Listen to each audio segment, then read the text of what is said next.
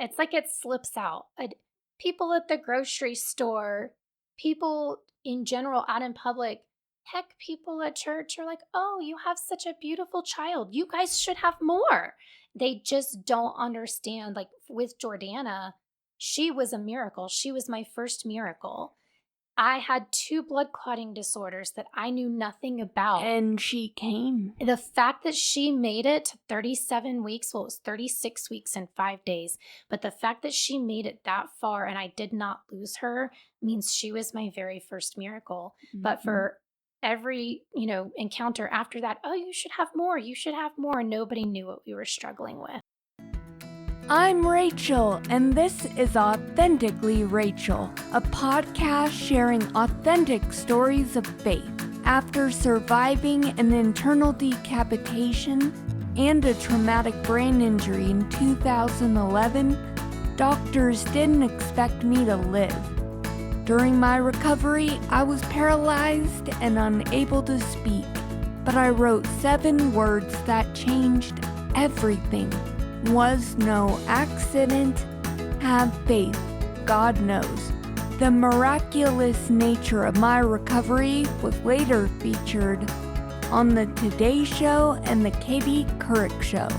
Now I share conversations with women who faced heartbreak, loss, trauma, and adversity, and found hope and faith through it all. You can listen here on Apple Podcasts, Spotify, and YouTube. And check us out on Instagram at authenticallyrachel_podcast. If these stories encourage you, follow the show and leave me a review. Don't forget to share it with someone who needs a little hope. Thank you for listening. Welcome back to Authentically Rachel. Today, my guest is Mel Woodworth. Growing up as a military kid, Mel was no stranger to uncertainty and change. But when she was ready to settle down and start a family, she had no idea the journey ahead would bring both incredible joy and pain. She is here today to share her story. She's written a book, Tiny Miracles. God has just impressed upon her to share, so I am so grateful you're here with me today, and welcome to Authentically Rachel. Thank you, Rachel. I'm so glad to be here. So take us back to those early years. Growing up as a military child meant adapting to new places, new communities, new situations. How did those experiences influence your identity and outlook on life? I think for myself and also for most military kids, we become incredibly resilient. Yeah. We become incredibly resilient. Like there's no curveball you can't throw at us that we can't handle. We don't have to like it all the time. And sometimes we got news we didn't want to hear, but we would adapt, right? And we have a saying in the military, you plant where you, or you grow where you are planted. And you don't always get to choose where that is or what environment you're in. Depending on your military parent's career, you could be in Kansas for half of your life, or you could grow up in like a hostile country with very limited resources. You just never know. And so it made us very adaptable and very, very resilient. So when you said grow where you're planted, the first thing that came to mind was that story of some seeds get thrown on the rocks, some seeds get thrown on good soil. Fertile soil, yeah. So I guess being a Christian, you were planted in good soil that was transplanted to all these different rocky soils and That's true. Like, I can always take my faith with me, right? And in uh-huh. those hard times where it's like, oh, I really don't like this situation that I'm in, or I really don't like where I've ended up, I still had my faith. And I Yeah. could still pray, that God would give me comfort, peace, relief, that when I had no friends,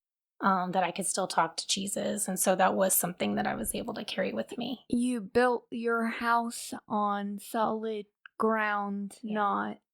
not straw. Yeah, that's true. When did you first meet your husband? And because you were married at a young age. Yeah. And what were your hopes and dreams for the life and family you were going to build together? So I'm going to inject a little bit of humor. My husband and I still joke about how we met. It's not a joke, but he doesn't remember meeting me the first time. Really? Yeah, he still says, I don't remember that at all. But he likes to tell the story as if he does remember it because he thinks it's entertaining. So we were in high school. We went to an international high school in Holland. So most of the kids in our grade level were not Americans. Did he grow up as a MK kid? Yes, he did. So his dad was also Air Force, and he had spent the majority of his childhood growing up in Arkansas. And he had been in Arkansas for almost 13 years when his dad got assigned to Europe.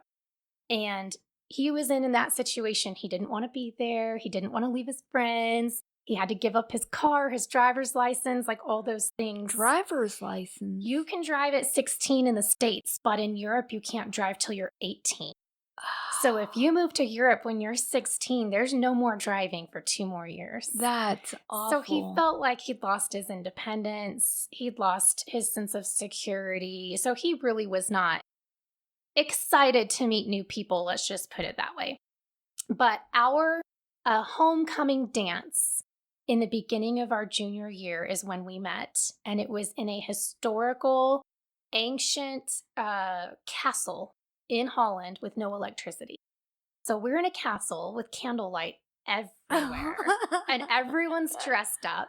And I had agreed to go as friends with a few of the basketball players. And one of my friends, Larry, pulled me aside and said, hey, Mel, you've got to meet these 2 new kids from Arkansas. And they play basketball, so they're going to be on the team.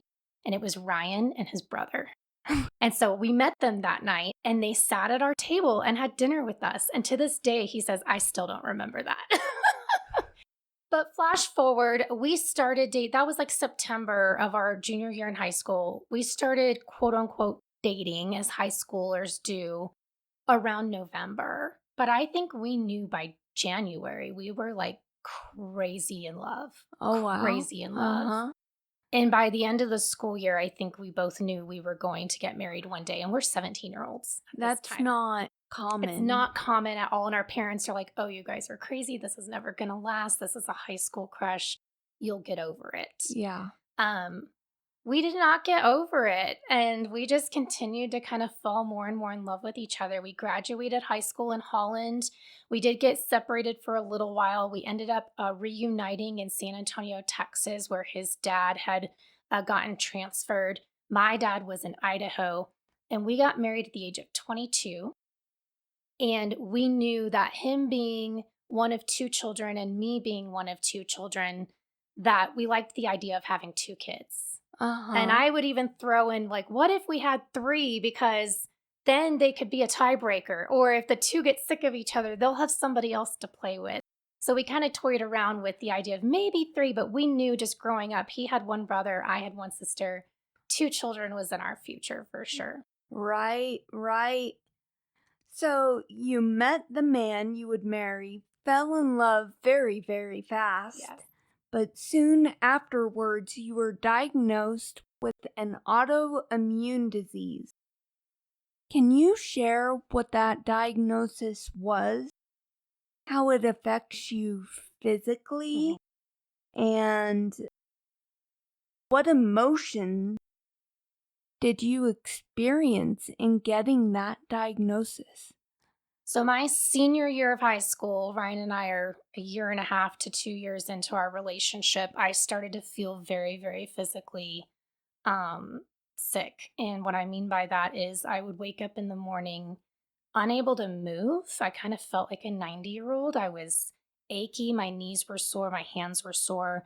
My wrists were sore. I realized that I couldn't grip a toothbrush to brush my teeth. Oh, I couldn't hold a pencil at school to do my schoolwork. Um, and then I was a soccer player and I was playing in a really, really cold game one day in Europe. So it started snowing and I realized I can't feel my feet. They were totally numb. So I asked the coach to pull me out. And when I looked down, my hands were completely black. oh, So I went to the doctor to ask, like, what is this? And he said, that's Raynaud's phenomenon. And it's usually a symptom of a different disease. But Raynaud's is when you get cold and your extremities lose circulation. Your blood circulation is essentially cut off. And it's like getting frostbite. They turn black and you completely lose feeling in them. And that was just a symptom. So they huh. sent me to a specialist in Ramstein, Germany, which is where a lot of the wounded warriors get sent from Iraq for initial treatment. They airlift them to Ramstein. So they sent me there to do a ton of tests, and my family and I were there for 3 days. And because of the state that Ryan and I's relationship was in at that time, we brought him with us so that he could go through that process and kind of get some answers and understand what I was going through. Well, you were so young that you needed to have him understand Yeah, this is what true commitment is. that was part of it. Yeah, I mean, your marriage vows are through sickness and health. that's right. So when you're dating, I always say you date for marriage. Mhm. You don't date to just have a fling. Yeah. Our culture gets that backwards. Mhm. But really understanding commitment draws you closer. Did that draw you and Ryan closer together? It did, and I was surprised because as an 18-year-old boy, finding out that your future potential life partner is going to have a very difficult road ahead, he had every right to back out, right? Yeah. He had every right to say, I did not sign up for this. I don't think I can handle this. Uh-huh. And I kind of almost expected that from him. So when I got the diagnosis, it was mixed connective tissue disease, which is overlapping autoimmune diseases. And every single person who has mixed connective tissue disease, it manifests itself differently in every patient. And my two dominant diseases, usually two come out on top, are rheumatoid arthritis and lupus. Oh. And so I have both lupus and rheumatoid arthritis. Are they in remission? So full-blown lupus can go into remission, but with mixed connective tissue disease, I don't have all of the markers of lupus. I have most of them. So what they told me is that this is a progressive disease. It slowly gets worse over time. And because you're getting diagnosed at 18, we don't know if you're going to be completely disabled by the time you're 30, or if you're going to have a very, very slow progression and just maybe have to retire a little early. How did that make you feel? I was scared, but at the same time, I think my faith was strong enough that I was like, that's not going to be me. And I think everybody says that to themselves too. Like, even with cancer, you're like, that's never going to happen to me. And so when I heard you could be completely disabled by the time you're 30, I said, oh no, that's not going to happen to me. Look at you now. So just for clarification, I'm 42. I still work full time. I still work out. I have a gym in my garage. That's amazing. We have hiked Rocky Mountain National Park countless times. Wow. And it's not because I have something to prove. It's because, kind of like you, Rachel, my body is physically capable of moving, so I'm going to move it. Yeah. Have you climbed Pikes Peak? Not yet. I have As a native, Uh-huh. I've always wanted to see what it's like at the top of Pikes Peak, but I know now I couldn't because of the boulders and with my balance. The unstable The ground, yeah. unstable, it just would not, I could not do it. Well, there's no reason to, like, thoughtlessly put ourselves at risk. No. But we do what we can, and we're grateful for it. I mean, I work out 3 hours a day Yeah. between walking and the gym, Mhm. so I can totally relate to your desire of that's not going to be me. I'm going to defy the odds. Yeah. And The- I knew when God's ready to, take mobility away from me or tell me it's time to stop working, he'll let me know, but he hasn't done that yet. What hope did you cling to during that time? I think that was the hope. I just knew, like, God is not going to let me go out like that. That was my hope. God is not going to completely take away my ability to thrive by the age of 30. I just do not believe that. I believe Jeremiah 29:11 was the verse that I clung to. Mm. For I know the plans I have for you, says the Lord, plans to prosper you, not to harm you, plans to give you a hope and a future. And I clung to that literally for 20 years. Yeah. I still do. That is my life verse. Amen. Amen. So, after becoming pregnant, getting married, how long was it that you experienced your first miscarriage? What do you remember most about that time in your life? I Let's do the timeline. So, Jordana, my firstborn, was born in March of 2007. And I learned that I was pregnant with my second child in January 2009. So, about 2 years later, she was almost about to have her second birthday, and I got pregnant again. And we were so confident. We told our family in the first trimester because everything had gone, quote unquote, so smoothly with Jordana. We had no reason to believe that anything would be wrong. And so we lost that baby very early on at 7 weeks, which I know is common, but it doesn't make it any easier. No. And I think my response to that was pure shock. I was literally standing at work when I started to lose the baby, and I ran to the bathroom, and I just thought, this can't be happening. There's no way. What did I do? What happened? What went wrong? I was just in complete shock. I was not expecting that at all. I've talked with other women who've experienced miscarriages and they feel like it's them.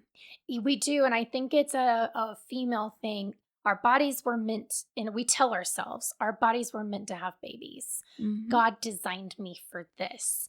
This is my purpose. So why can't I do it? What's wrong with me? Or did I drink too much caffeine? Or, did I not get enough sleep? What did I do wrong that caused this?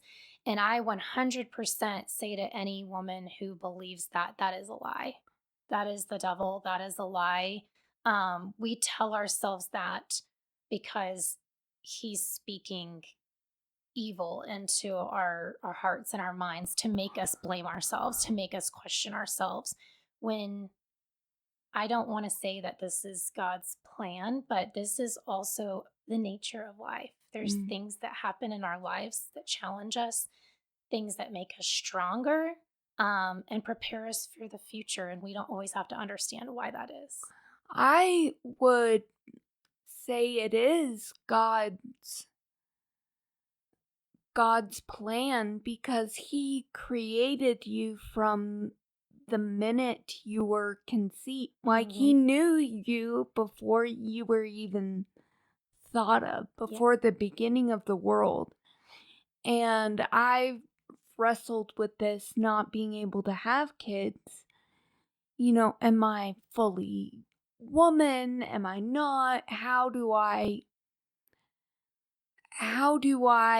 show my femininity Yeah. when that is what Christian culture says is femininity? Be fruitful and multiply. Be fruitful and multiply. And I think God has given you a specific task, and He's equipped you with just the right things for His specific task. And, I can only imagine what it's like knowing you're pregnant and then miscarrying, just the questions. But from that has come to you sharing hope and God's sovereignty, and that there is life after the loss of a child. There is hope and a future.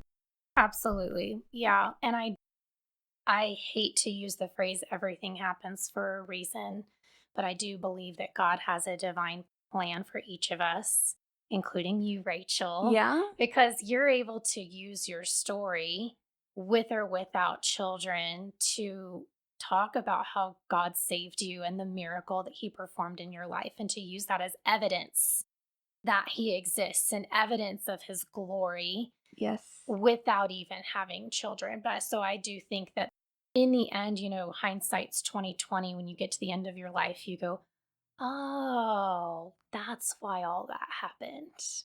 And it starts to make sense. Yeah.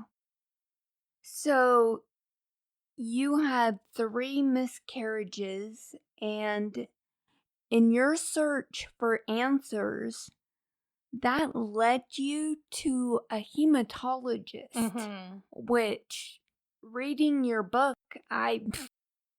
Did you what? know what a hematologist was? Because I Oh, did yeah. not. Okay, I did not. I've been through, Okay. yeah, When my doctor said, "We're sending you to a hematologist," I had to Google it, and it's a doctor that studies the blood.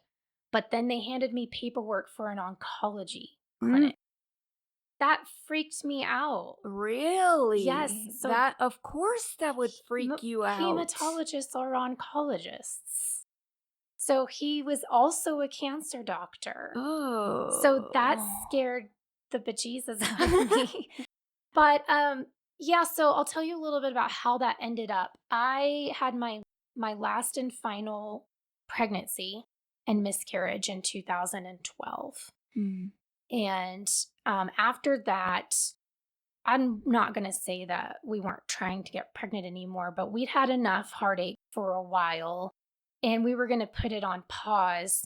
But I transferred to Dallas from San Antonio for a job relocation, and I had to get all new doctors and had to get reestablished. And so I found a new OBGYN, and you fill out the paperwork and they say, "Well, how many pregnancies have you had?" 4.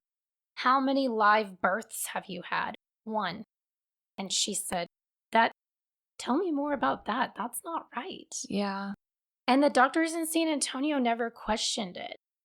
Never questioned it. Really? They were like, "Oh, yeah, it happens sometimes." But statistically, Rachel, to have 3 miscarriages in a row is less than 1%.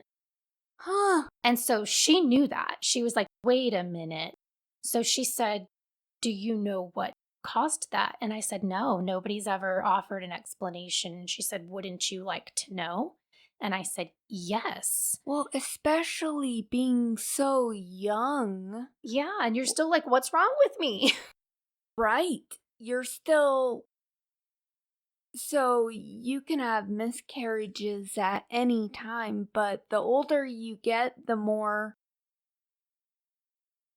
prevalent, I guess. Yes. Like the statistics. I don't know much, but After the age of 38, your chances of miscarrying increase. yeah. But statistically, 1 in 4 women has had a miscarriage. 1 in 4, which is a lot. So you look around a sanctuary and you count the women in the room, and 25% of them have experienced a miscarriage. But nobody's talking about it. Yeah. So when she said, "Do you want to know why?" I said, "Absolutely." And what's so interesting, my hematologist was a very, very, very old gentleman, but he was also very matter of fact. And he goes, "Miss Melissa, I know what's wrong." They took blood like a week before my appointment. So the first time I met with him, he already had my results. That's smart. Yes. I would recommend getting blood before you go to a specialist. Yes. He had analyzed my blood and within 30 seconds knew exactly what was wrong with me. Wow. And he said, "You have 2 blood clotting disorders. 2? You have 1 in your platelets and 1 in your proteins." Huh. Those are the 2 components that make up blood, platelets and proteins. And he said most people that have a blood clotting disorder have either 1 in their platelets or 1 in their proteins. You have both. He said you have a protein S deficiency and you have factor V Leiden, which means every time you get pregnant and your estrogen rises, you throw a blood clot to your uterus because estrogen causes blood clot. And he said, so every time you would get pregnant and your estrogen levels would start to rise, your body would form a blood clot in your uterus and cut off the circulation to the baby. You're like, great. So I've got lupus, rheumatoid arthritis, Protein S deficiency, factor V Leiden, what else? What else? Like, come on. Yeah, that was it for sure. But he was so optimistic, Rachel. He was like, "This is great news. This means that if you ever wanted to have another baby, we know what to do about it because we can give you blood thinners and you can help that baby make it to full term." And he said, "We've done it successfully over and over and over again. And so you can still grow your family." Oh. And that gave me hope, right? Wow. Wow. So at what point, now we're fast forward, you have 2 beautiful kids. At what point did you realize your story has value, and what motivated you to turn your story into this wonderful book? Can I talk real quick about the surprise that was Liam, my second child? Yes. And then I'll get to that for sure. So in 2017, I was very, very, very sick with endometriosis, and I had not been pregnant since 2012, not once. No contraceptives, no nothing, and we had not had a pregnancy since that last baby in 2012. And I went to a specialist, and she said, based on the endometriosis that she was seeing and all the scar tissue from my last surgery from having that baby removed, her words were, "Nothing's getting through that sucker," meaning I could not get pregnant again. There was no chance of conception again. Why can't hospital workers have good bedside manners? I mean, I think she was trying to lighten the mood, but she drew me a picture and was like, "Okay, here's where your eggs are and here's where it needs to get to. Look at this roadblock here. Like, there's no way it's getting from point A to point B. That's just not possible." Oh, boy. And so because I was feeling so miserable with the endometriosis, I agreed to schedule a surgery for a few months from then for them to go and clean out my uterus. But I also signed a form giving them permission to remove the entire uterus if they had to. And I agreed to a full hysterectomy if it came to that while I was unconscious. And she said, "I need you to come back next month for some ultrasounds. And when you get your cycle, I need you to come back during that cycle to get your ultrasounds done prior to the surgery." But my cycle never came. And that was very odd because endometriosis patients can count which day they're on based on the pain that they're experiencing at that time of the month. Really? Yes, it's very predictable and very cyclical. Wow. So in January of 2018, I didn't get a cycle. And I called the doctor and was like, I'm supposed to come in for ultrasounds. And they're like, well, let's get you in here and find out what's going on. And she came into the room and said, you're pregnant. And I was like, but how? They just told me that that wasn't possible. And she goes, well, how do you think it happens? And I was laughing because I knew it was God. I knew it was God saying, watch what I can do. You thought I was done and I'm not finished yet. Watch what I can do. So I immediately went back to the hematologist to get the blood thinners, to do everything we could to give this child the best chance of survival that we could, because we did not believe that he was going to make it to full term. Right. You're protecting. You were so. How do I put this? You're protecting a life. You wanted to give every chance you could get. And my past experiences with losing the other 3 was, there's no way he's going to make it. Right. There's no way he's going to make it. And I knew I had to do everything in my power to try, but not a single ounce of me that January believed that this child was going to live. And it wasn't until about May that I started to realize he's growing. He still has a heartbeat. He's thriving. That I realized, oh my gosh, this baby's gonna live. Even if he's born early, even if he's in a NICU, even if he needs oxygen or support, this baby's gonna live. And that's when I realized I have to tell this story. I have to share it with people, because how many other women, and I now know the statistics, how many other women have been in my shoes and have given up hope and have thought that it was over and had thought that there was no way that there was ever going to be a future for them. And I had found the other side of it. I found the other side of it. And I knew, wait, they don't have to give up that easily. I need to share this story. Well, you're also, I think that ties into your personality of, I'm not going to let this beat me. Yes. Yes. Of course, number one is God. Yes. But also, you didn't give up. And I had a sliver of hope and I was holding on to it. Exactly. Amen. Yeah. So, what was your motivation into turning it into a book? I'd always wanted to write a book. And I read this poem about a boy on the beach, that all these starfish had been wiped up onto the beach and they were dying one by one because the waters had receded. And this boy is running around the beach, picking up starfish and throwing them back in the ocean as fast as he can, trying to save their life. And this old man comes up to him and says, boy, what are you doing? You are wasting your time. There's no way you can possibly save all of these starfish.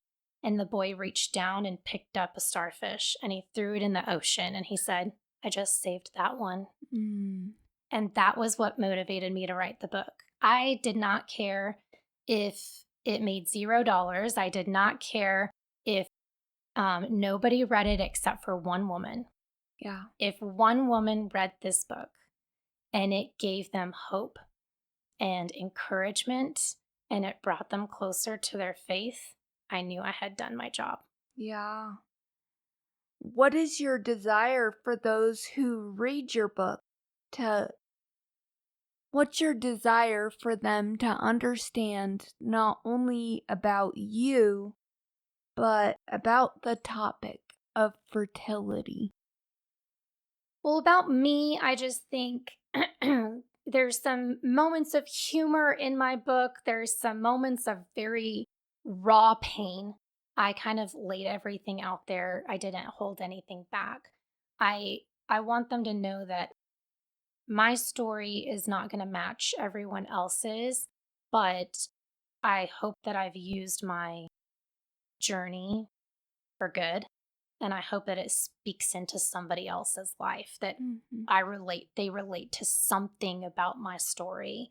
For them, my biggest hope is that they walk away knowing that motherhood comes in all kinds of different forms. And it's not always the traditional sense that we thought of as I have to conceive a child and have a child for it to be legitimate.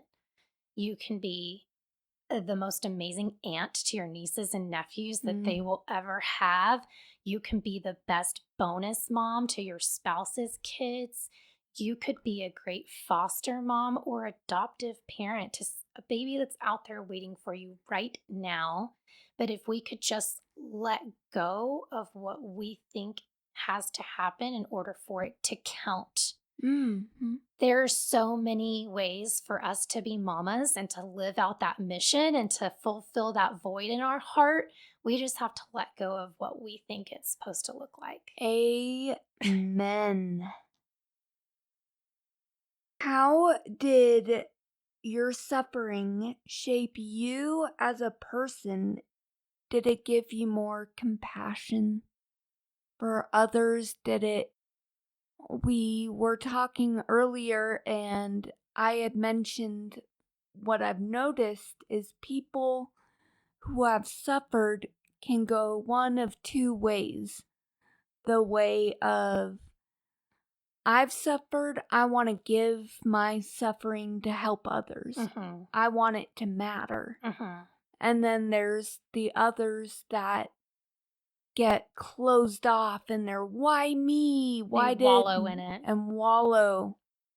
How did your suffering impact you? I allowed myself to suffer in silence for a very, very, very long time and did not talk about it. I did not talk about it with my family. I did not talk about it with my friends until after Liam was born. That is a very long time to carry something around with you. How many years between your daughter and Liam? Oh, they're 11 and a half years apart. Wow. Yeah, they're 11 and a half years apart. And it's not funny, but to answer the second part of your question, when I tell people, oh, I have a daughter that's 19 and I have a son that's 7, people go, oh, second marriage. And I go, no, it's the same marriage. And they go, oh, that's weird. They don't have the compassion to understand that there's more to the story or to even want to hear it. And I think that this experience has taught me, don't ask people incredibly personal questions out of the guise of carrying on a conversation. So people will be like, oh, when are you going to have more kids? You're going to have more, right? That's none of your business. Unless you're on a podcast called Authentically Rachel, where I'll give all the personal. But how many people in public are going to meet you and Caleb and say, oh, when are you guys going to have kids? That's You'd not a be question. Surprised. It's like it slips out.